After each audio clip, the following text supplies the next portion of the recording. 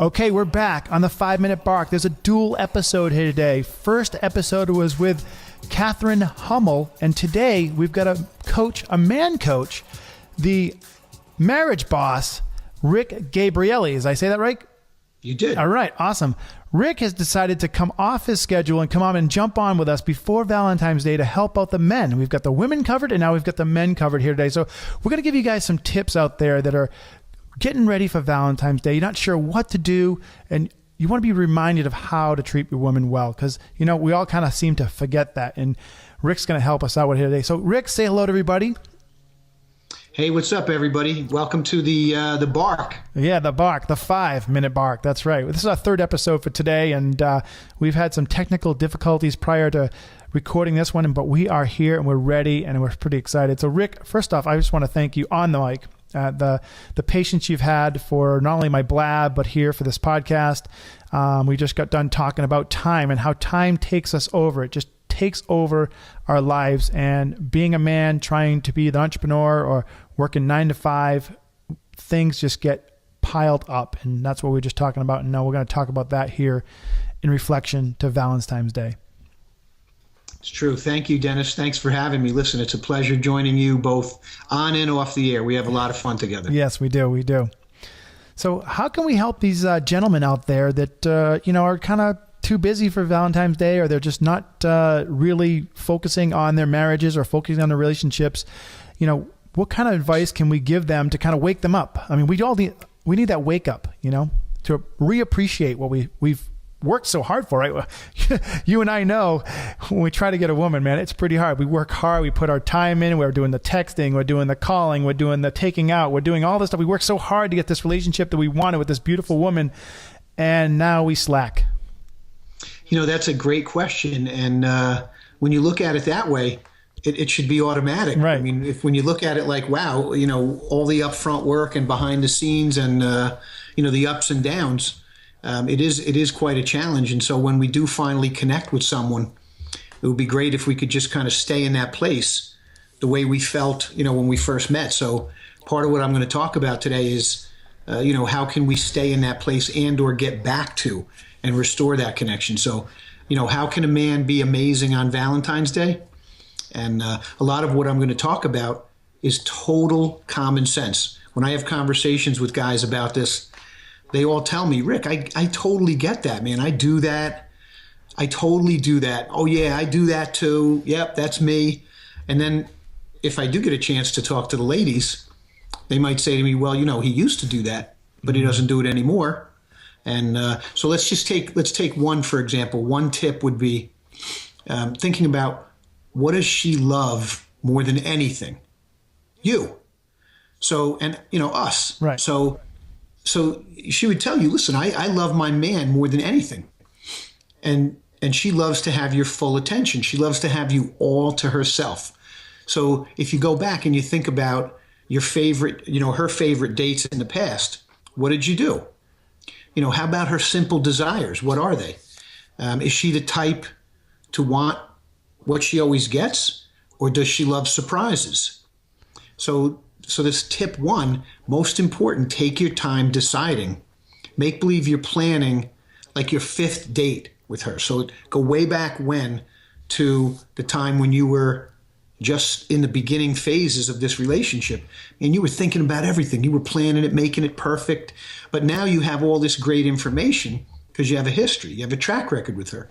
So you know what she likes. Does she like surprises, or does she like to, know what's happening? So just think about that, slow it down, and really make a good decision. And so after you answer that first question, now you got that first thing. What does she love more than anything? You. So give her your attention. So that's tip number 1. Awesome. So I completely agree with that. It's like kind of like rewind back, get to the core basics, just like anything else in sports or in relationships. You got to go back to the basics and realize, hey, I used to take her out. I used to do this. Rewind back to that, and what things did they pull? What did they really kind of grab onto? I know one of my first dates, you kind of try to be a little more than you always are in your first couple dates. But one girl just kind of decided, forget it, I'm just going to be myself. And I talked about a pretty nasty story. It was a pretty much a bathroom joke kind of situation. But I really found out that like she was listening. She was like, oh my God, this guy's like opening up and telling me like something. And I don't tell too many people that story that I told, and I'm not going to tell it on the radio. I'll tell you that for sure. It was a pretty ugly story. But I realized that I opened up to him. And so maybe we might want to invite them to kind of come up with stories like that. Maybe there's something they're not sharing that they haven't shared, that's kind of under the breath. Yeah, and there's definitely a difference between if you're on a date where you really don't know the young lady that well, or you're in a long-term relationship where you know her too well. And so you really have to, it's almost like you have to anticipate if you're on a new date, and then you have to kind of forget about all the stuff if you're with someone for a long time. Yep. Okay, so tip number 2. Does she like when you take care of all the plans, or does she want control of that? And so we have to make a decision about, some women want to know exactly what's happening. They don't want any spontaneity. They don't want to be shocked. They don't want to have things going on that aren't fitting in with their plans. And so if your woman is like that, then you got to let her be in charge. So you could either ask her that, or you could just kind of go by what you know. If she likes surprises, and if she does, then you got to cook up something. And, you can always check in with me if you want to know the answer to that. What are some good things? Yeah. Awesome. That is awesome. And then the third tip would be to be fully present when you get together.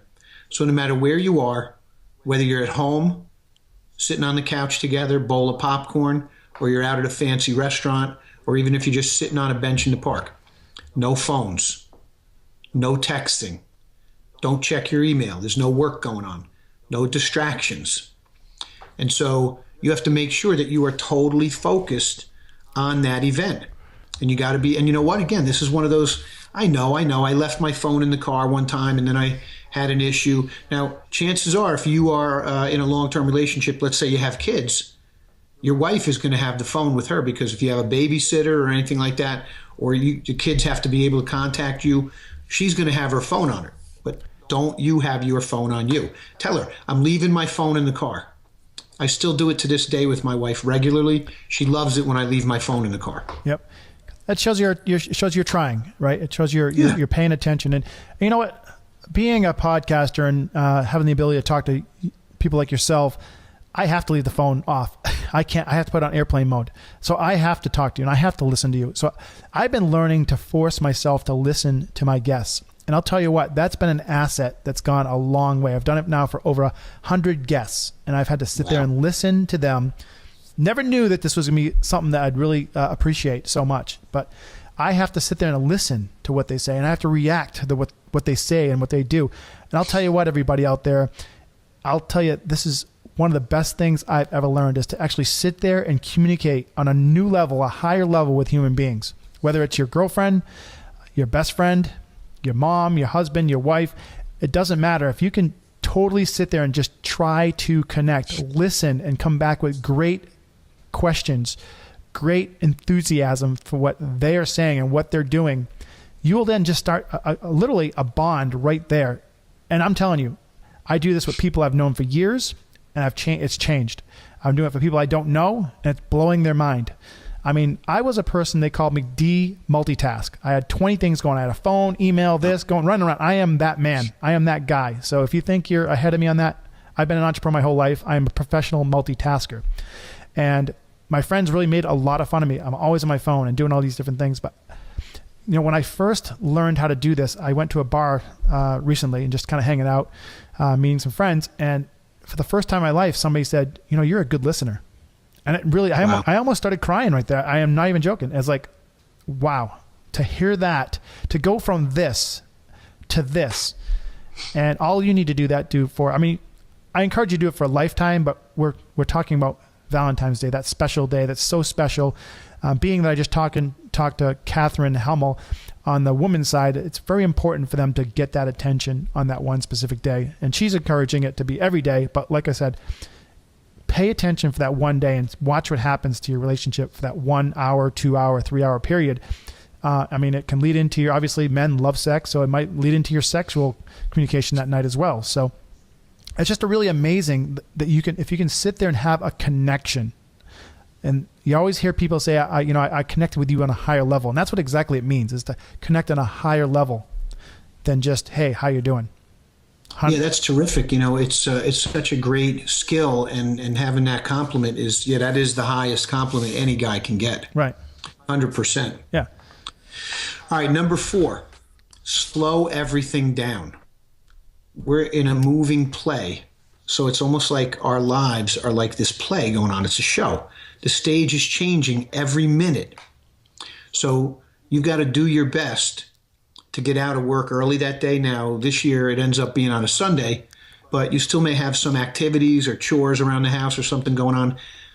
Make sure you slow everything down. Don't be late. If you promised her you're going to go out at 4 o'clock, don't be in the garage doing something.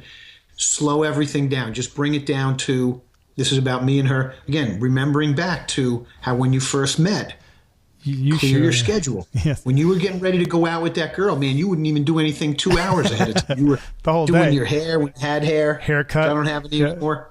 And you were, getting the right outfit ready. Haircut. Asking, what restaurant. And, you were just planning this because it was really important. You were trying to make a catch. And so, now that you have her, you got to deal with it just like back in the dating days. So that's so important, to slow it all down. And I want to talk on top of that, don't make it a chore. Don't look at it as a chore. Again, we all get caught up in the relationship. We're in it for 2, 3, 5 years, and we consider it, we consider it a chore to do this. Oh my God, I got to go impress my girlfriend. We just get in that mode. Let's face it. Maybe some of you don't, but maybe you're just lying, because a lot of us make it into a chore. And try to release it from a chore to something you enjoy. Try to really get that mindset, like Rick's saying, to where it's the first date again, or the 5th date. And you'll realize that love can come back, that passion can come back for the relationship. And you can basically restart things. And if some of you out there are having trouble with your relationship, it's a good way to restart it, reconnect it, reset the clock, right? Yeah, I was telling a friend today at lunch that we were talking about connection. So she was giving me her definition and some definitions that her clients had given her about what connection is. And she was telling me, she was giving me her own thoughts on it and what it was to her and the whole thing. And I said, I really have the answer to this. I know for sure what connection is. Connection is what you think it is. So if I'm the guy, connection, and if I want to have a good relationship, connection is what my woman thinks it is. And if I can embrace that, and then she does the same thing, she thinks connection is what I think it is. Man, you got a union there. You got a dock. The mothership is docking with, the lunar module at that point, man. You are tight. And, like you said about Catherine saying we should do this every day. A lot of the women I know would love it if guys just got to the point where they could do it on Valentine's Day, a birthday, Christmas, whatever. Even if you nailed this for all the holidays. We're at the point now where we probably have 20-something holidays a year. So even if you were just a holiday warrior in this case, and you could employ these tactics and techniques and tricks and tips and secrets, you would be way ahead of the pack. Yeah. And pointing out to, again, I speaking with lawyers, I've noticed that February is one of the most difficult times of the years for relationships. A lot of divorces start happening in this time of the year. They call it the Super Bowl of divorces. And, a lot of people around me even now are struggling with relationships. But one of the things, if you are in a struggling relationship and you want to try to fix the Valentine's Day, I heard this great tip the other day on our blab that we were on, Rick. I believe somebody brought it up. And I'm not sure if you were in that group or not, but they said it's impossible for somebody to fight when they're holding hands. So yes. Did you hear that? That was me. Oh, that was you. All right. That was me. See? Look at that. So take your own tip. Well, you run with it then. You tell the story of it. All right, cool. Yeah.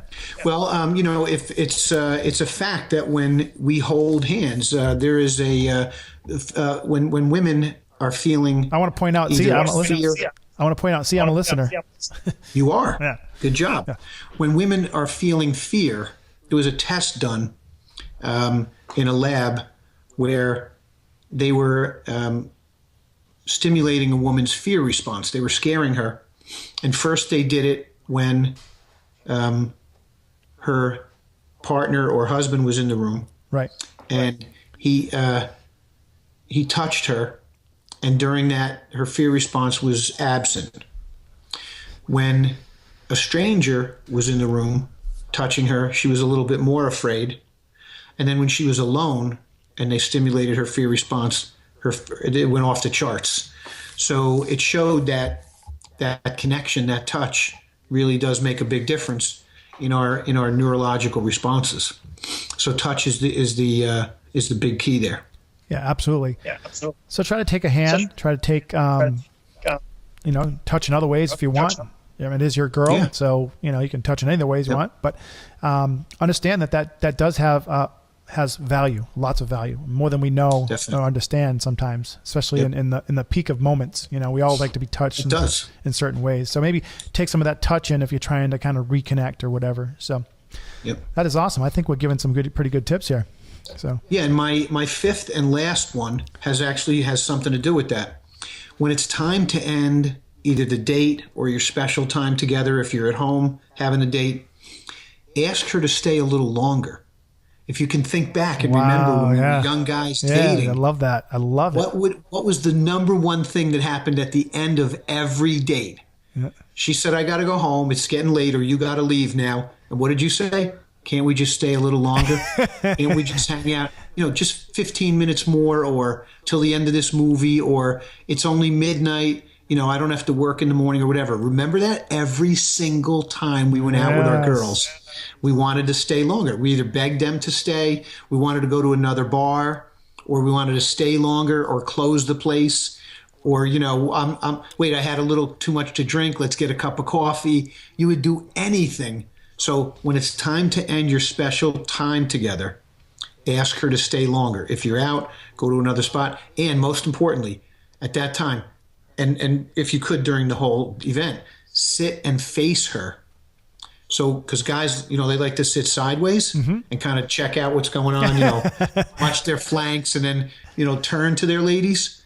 And girls, when they're together, they always sit facing each other. Yes, they do. So guys, sit and face your women, hold her hands, and the best part, thank her for her love at the end of the night. And, just say, listen, honey, I want to thank you for, loving me and letting me love you. And that will blow her mind. How many times you hear guys say that? Not too many times. Not too many times enough. at all. Yeah.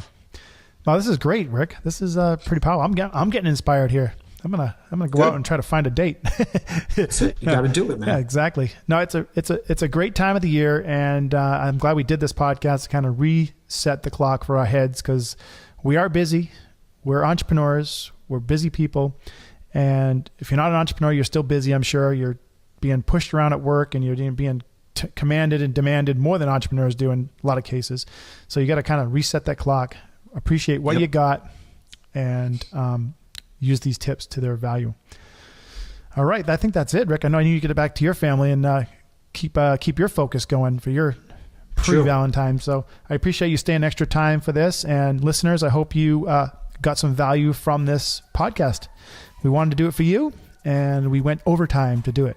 So Rick, thank you again. I'm going to shake your hand through the air here. And all right. Thanks, listeners, Dennis. Thanks for having me. Yeah. Buddy. And listeners, we'll see you next time.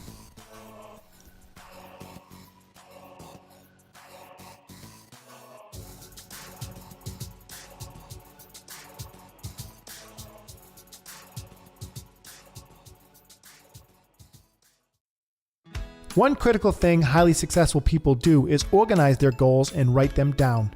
Success doesn't just happen to you, it's created by you. If you are ready to create a roadmap to greater success, you may want to listen to what I'm about to say. We have developed an online success platform that offers 6 critical tools for creating and implementing your success plan.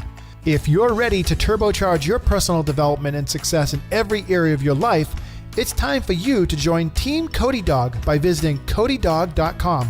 That's CODIEDOG.com.